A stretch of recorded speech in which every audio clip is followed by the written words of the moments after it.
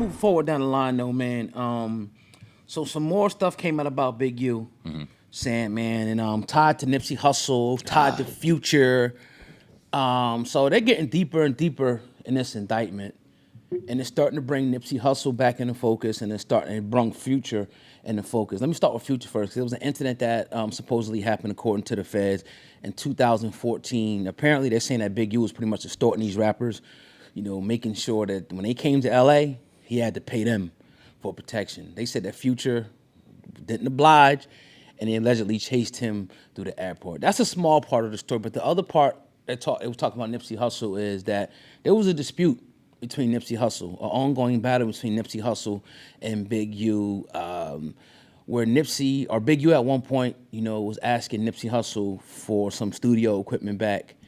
Nipsey Hussle didn't want to do it, and in turn, Big U, they pretty much painted him as this, like, somebody who ruled with an iron fist. Yeah. Someone that was a tyrant, that you was going to do what I say or else. So apparently Big U was on his way to confront Nipsey and I guess put hands on him, and Big Sam. Black Sam. Black Sam, my bad, No, came in and, the war, that whole thing, stopped that whole thing. And it caused Nipsey to put out a diss track to it. So it's been an ongoing feud between these two, but these new things are starting to come up now with this whole trial, and the new thing that came out with Big U is that they hit him with another charge of witness intimidation. Pretty much somebody about to testify against you, threatening them, sending them whatever, sending people at them. But it brings into focus this whole thing, man. And I could just go back and remember that was the biggest moment, I should say, in hip-hop history for this podcast, as far as the story that we covered. Like, and not only covering it, but feeling like we was a part of it, and going over there, and it was just a big thing. But a lot of people are kind of waiting to see, and I'm not saying this is ever going to happen, if Big U has something to do with the murder of Nipsey. That's what everybody's kind of waiting for.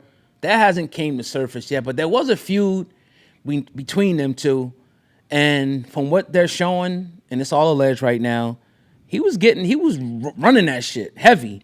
And he had shooters, he had enforcers, he had people that could do whatever the fuck he wanted to do at any time. If you didn't listen, if you didn't pay him, he's gonna get your ass dealt with. So How do you take this new information coming out about Big U? None of it surprises me. None of it. And we got to interview Big U, and we got to kind of see him, and I don't want to say get to know him, but we got to learn about him on a different perspective as he grew older, grew wiser, and kind of started growing out of some of the things that he used to be. And it was, make no mistake, he was exactly who they are painting him out to be. Like he ruled with an iron fist, allegedly. He was out there running shit. The motherfucker had hands, you know what I mean? He knew what he was doing.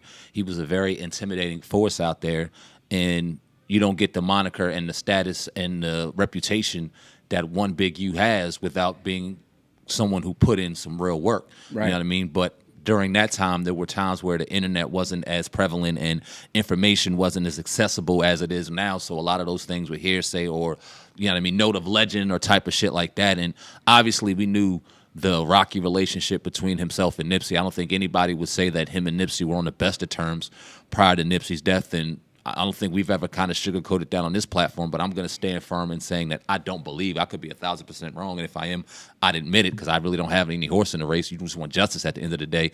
I don't personally believe he had anything to do with Nipsey's death solely because the shooter would have said something. I mean, why would the legal system protect a Big U if Holder was sitting out here saying that, oh no, Big U hired me to do it. Someone hired me to do it. Someone forced me into doing it. I was a hired gun, and essentially Big U was a murder for hire against Nipsey Hussle. None of that information, nothing close to the sort came out as far as Eric Holder said or claimed or anything like that. So I'm going to go ahead and say that as unfortunate as it was and as rocky as their relationship was, I don't think he had anything to do with the murder, but witness intimidation, making people come out there and check in. We heard about all this shit before. I'm not going to say that any of this shit isn't true. I think it's ridiculous that black folk have to go anywhere and there's another black person out here trying to rule with an iron hand, making them pay for protection and things like that. And if they're not forced into paying their protection, that they have to worry about the person that was trying to hire, like they were trying to hire themselves. I think that's absolutely crazy and ridiculous. But it happened. You know what I mean? That type of shit did go on. We heard about it throughout every hood and community in the United States. So I don't know if this is going to work against Big U, but to sit back and act like it's not true, I mean, shit. I don't know if it's 100% true or not, but I lean more toward it being facts than fiction, in my opinion. Yeah, man. When they start bringing this, when they bringing this stuff, it's not just hearsay. They're gonna bring you evidence. They're gonna give you examples of when this shit happened. It's not like they just saying it and they come to court with nothing. Yeah. They're gonna come with factual, documented proof, whether it be video, phone, witness account of people that are going to be in here and that are going to be willing to testify and give credible information against Big U. And the last I heard, he don't have any attorneys. That's not good. Why? He repping himself? From last I heard, I don't know if he don't have the money or I think he could take it on his own, but you can't. You can't.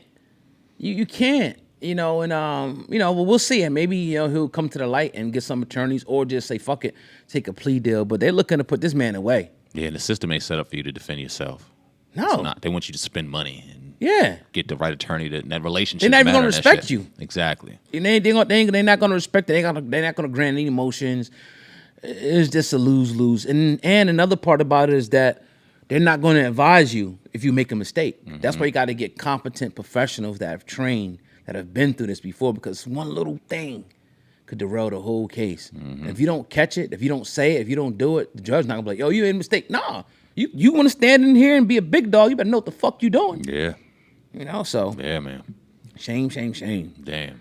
Yeah. When is his trial? When is that going on? February 2027. So that's coming up. Yeah, he's been sitting in jail until then. He ain't going nowhere. Man. Yeah. So we'll see what happens. Yeah, definitely, man. So let's move forward, man. They dropped the highest podcast earners. The list came out. And if I was Charlamagne or Joe Buttons, I would want to be on a list. Then I wouldn't, because, I'm going to say it like this. Of course you want to be on a list. Yeah. But, everybody come calling. Oh, yeah.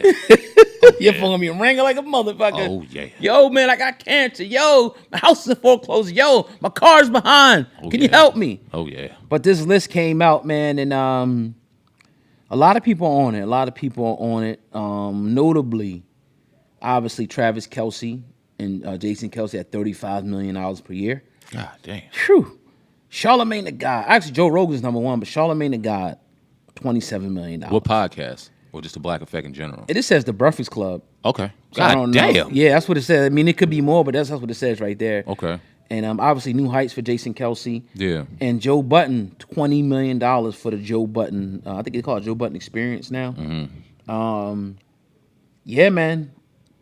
Wild information. What's your thoughts on it? One that, and correct me if I'm wrong, Charlamagne the God is by himself on that list, but the Breakfast Club is the name he's on the list for?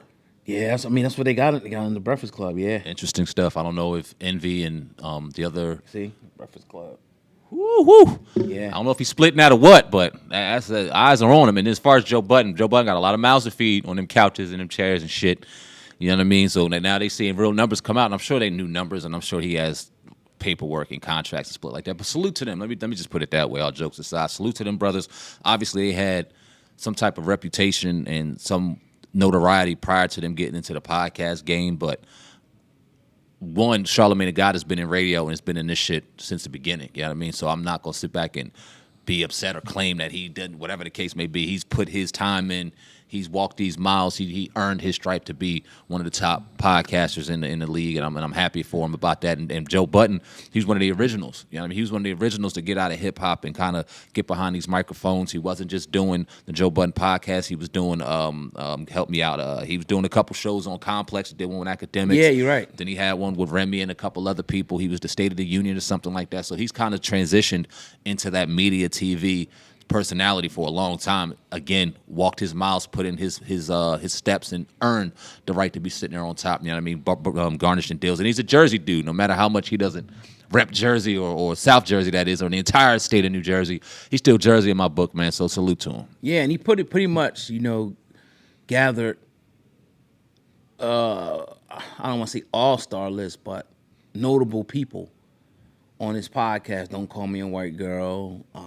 Queens Flip, Mark Lamont Hill. Yeah. Which I think is dope because it gives you different perspective from all different angles. Without question. And even the other guys, the other cats that's on there or whatever. Mm-hmm. It's a dope concept, man. And because people want to hear different especially like a Mark Lamont Hill. Yeah. You want to get the raw brassness of a Don't Call Me a White Girl. Then you want to get the nut shit, the wild shit that's gonna give it to you real uncut from Queens Flip. And then so it's a great in this game you got to be able to evolve and adapt, and he did it to the level. So, and one thing else that I studied too is that they got their Patreon game is on fire. Kill it. They got people that's willing to pay for that exclusive content that get, whether it be early or stuff that don't come out, and that's behind a paywall. So I don't know how much they charge or whatever, but if you got $20 a month, if you got 20,000 people, you do the math. Yeah. You know what I mean? So shout out to them. Shout out to Charlamagne, to all the other people on the list. Now, people were kind of making a stink saying that there's not a lot of women, black women, I should say, on that list. And I'm sure that'll change in the future.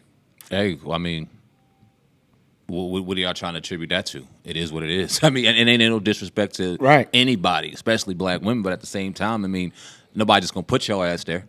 You know what I mean? You think about Charlamagne and Joe Budden in particular, they got years in this shit. In this game. Damn near 20 plus, right? You know what I mean? Yeah, real time and effort. And you think about the amount of people that came from both of them that have been able to flip and turn themselves into a podcast that's making money too. You're talking about Rory and Mal, academics, all these other people that have been under these kind of two umbrella, whether it be one or the other, no matter what their relationship is now, have flipped that relationship and turned it into a nice, bag for themselves. So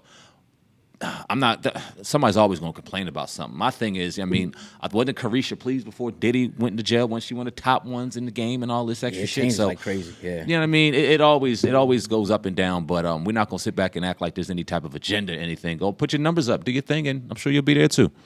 Yeah, and it happens, man. Like, see, these people, like, I could say Joe Budden did it independently, obviously. A few of them did it independently. And when you get these sponsors start coming in, man, they'll take your shit to a whole nother level. When they feel like they want to put this bag behind you, it's just like music. When they put this behind you and they can put you in front of everybody and people now, and it's like, it don't even matter. Like, I think it's even bad if they hate you. Oh my better. God. It's even better because it's like people show up to say fuck you. Yep. You know what I mean, man? I don't like, you know what I mean? It's like, yo, you showing up though. It's a winning formula, man. That's the crazy part. Yeah. They call him lesser charge, and they don't like Joe because of this, and they joke about him naked and all that, but they still there. Yep. And that's the only thing that counts at the end of the day. Yep, and he's still sitting right there, laughing it up, joking about it, bringing it up, eating. Right. Meek dropped Dreams and Nightmare.